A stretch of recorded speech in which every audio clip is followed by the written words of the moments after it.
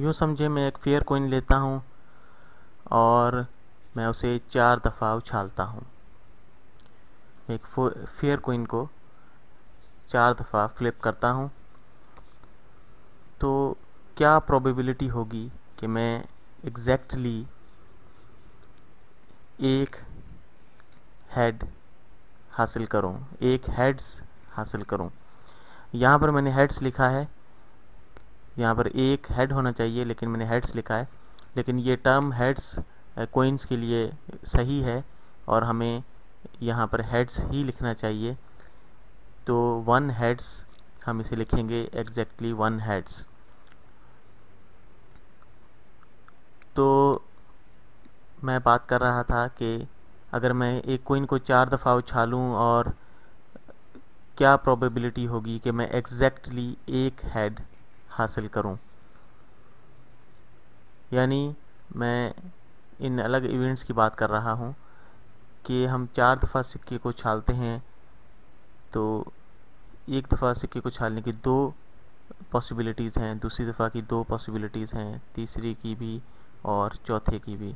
तो इन चारों को अगर हम ज़रब कर लें तो हमारे पास कुल पॉसिबिलिटीज़ जो बनती हैं वो है 16। तो हमारे पास कुल 16 पॉसिबिलिटीज़ हैं कि हम मुख्तलिफ पॉसिबिलिटीज़ प्रोबेबिलिटीज़ हासिल कर सकते हैं, मुख्तलिफ एग्जैक्ट वैल्यूज़ हासिल कर सकते हैं।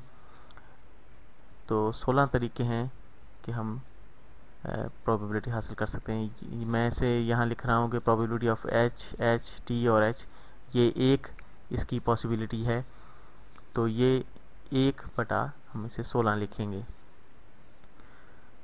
तो यहाँ पर मैं बात कर रहा हूँ कि हम एग्जैक्टली एक हेड हासिल करें, इसकी कितनी तरीके हो सकते हैं। तो हम लिखते हैं कि ये बराबर है probability of head tail tail plus probability of tail head tail tail plus probability of tail tail head tail और plus probability of tail tail tail head.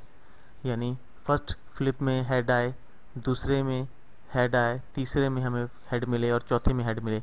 यानी ये म्यूचुअली एक्सक्लूसिव इवेंट्स हैं कि हमें 4 दफ़ा हम सिक्के को उछालें तो पहली दफ़ा भी हेड आ सकता है, दूसरी दफ़ा उछालें तब भी हेड आ सकता है, तीसरी दफ़ा भी हेड मिल सकता है और चौथी दफ़ा भी।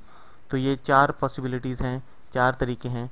तो ये 1/16 एक इवेंट हुआ, तो हमारे पास 4 पॉसिबिलिटीज़ हैं, तो हम इन्हें जमा कर लेंगे आपस में। तो 1/16 1/16 जमा 1/16, तो ये हमारे पास 4 पॉसिबिलिटीज़ हैं कि हम एग्जैक्टली एक हेड हासिल कर सकते हैं। तो हम इन्हें जमा करेंगे, 1/16 जमा 1/16 जमा 1/16 और जमा 1/16, तो ये हमारे पास आ जाता है 4/16। तो ये बराबर है 1/4 के। तो ये बिल्कुल सही है। अब हम थोड़ा ज़्यादा दिलचस्प सवाल करते हैं कि अगर मैं कहूँ कि प्रोबेबिलिटी क्या होगी कि मैं एग्जैक्टली 2 हेड्स हासिल करूँ, 4 फ्लिप्स में मैं एग्जैक्टली 2 हेड्स हासिल करूँ, इसकी क्या प्रोबेबिलिटी होगी। तो जिस तरह हमने इसको ट्रेडिशनली किया था और हम जानते हैं कि कुल हमारे पास 16 पॉसिबिलिटीज़ हैं, तो यहाँ पर हमारे पास कुल पॉसिबिलिटीज़ 16 है, लेकिन हम यहाँ पर एग्जैक्टली 2 हेड्स हासिल करें। यहाँ पर मैंने ऐसे तमाम पॉसिबिलिटीज़ को पहले ही लिख लिया है वक्त की कमी की वजह से। तो अगर 4 फ्लिप्स में हम 2 हेड्स हासिल करें तो उसकी पॉसिबिलिटी ये होगी, एक ये होगी और एक ये होगी और एक ये है और एक ये है और एक ये है। मेरे ख्याल में हमने ये तमाम पॉसिबिलिटीज़ ढूंढ ली हैं। तो हम इन्हें गिनते हैं, 1 2 3 4 5 6, कुल 6 पॉसिबिलिटीज़ हैं जिसमें हम 2 हेड्स हासिल कर सकते हैं। तो ये बराबर हुआ 3/8। तो ये एक ट्रेडिशनल वे है जिसमें हम इसे सॉल्व कर रहे हैं, लेकिन अगर इसे हमें 10 फ्लिप्स में करना हो या ज़्यादा में करना हो तो ये तरीक़ाकार बहुत पेचीदा होगा और लेंदी होगा। तो हम इसे सादा तरीके से किस तरह करेंगे आसानी के साथ ताकि इसे हल कर सकें। हमारे पास कुल 4 फ्लिप्स हैं, 1 2 3 4। यूँ समझें ये हमारे पास कुल फ्लिप्स की तादाद 4 है। हम 4 दफ़ा सिक्के को उछाल सकते हैं और हम जो है इसमें 2 हेड्स हमने हासिल करने हैं कि इन 4 दफ़ा उछालने में 2 दफ़ा हेड आए, हेड 1 और हेड 2। इसे आप फ्लिप्स ना समझें कि ये मैं फ्लिप की बात कर रहा हूँ, मैं हेड की बात कर रहा हूँ कि हमारे पास 2 हेड हैं। हम इन्हें 2 नाम दे दें कि ये हेड 1 है और हेड 2 है, ये एक हेड है और ये एक हेड है। ये दोनों हमारे लिए एक जैसे हैं, लेकिन हम इन्हें यहाँ पर मश करने के लिए इन्हें अलग अलग नाम दे लेते हैं। हम इसे इस तरह भी लिख सकते हैं कि हेड 1 और हेड 2 टेल टेल, हेड 2 और हेड 1 टेल टेल। हमारे लिए ये दोनों सिनेरियोज़ बराबर हैं, लेकिन हम यहाँ सिर्फ इसे हल करने के लिए यहाँ पर इस तरह करते हैं कि हम इन्हें अलग अलग लिखते हैं। तो अगर हेड 1 हम कहें कि इन 4 प्लेसेस में से पहला हेड जो है वो हेड 1 जो है वो 4 प्लेसेस में टोटल आ सकता है। तो अगर हम ये कहें कि ये पहला हेड जो है तीसरे फ्लिप में आता है, तो हमारे पास बाकी 3 प्लेसेस बचते हैं हेड 2 के लिए। हेड 2 के लिए हमारे पास 3 प्लेसेस हैं जिनमें हेड 2 आ सकता है। तो हम इसे ज़रब देंगे 3 प्लेसेस से। तो फ़र्ज़ करें ये फर्स्ट फ्लिप पे हेड 2 आता है, तो ये इसे आप फ्लिप ना समझिएगा, ये इसे मैं ए और बी कर देता हूँ। इसे फर्स्ट फ्लिप और सेकंड फ्लिप ना समझिएगा, इसे आप ए और बी एक नाम समझें जो आपस में इंटरचेंजेबल हैं।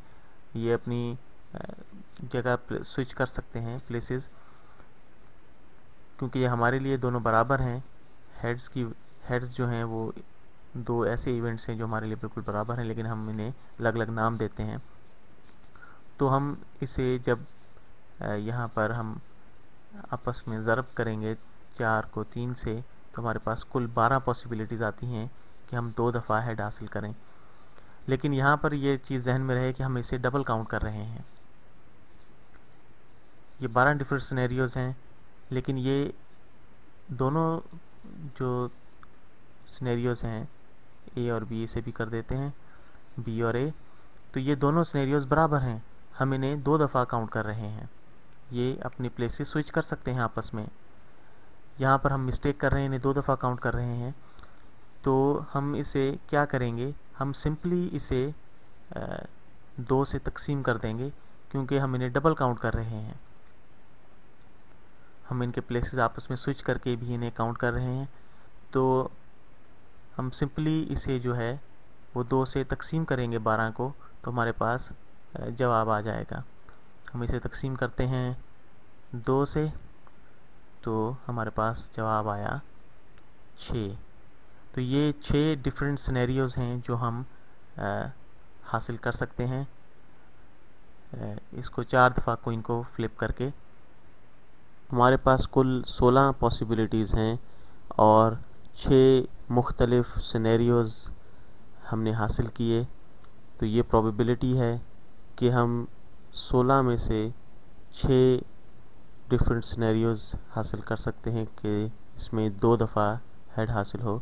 हम इसे इस तरह लिख सकते हैं कि 16 में से 6 सिनेरियोज़ हैं, या 6 सिनेरियोज़ ऐसे हैं जिनकी 16 में से 1 पॉसिबिलिटी है।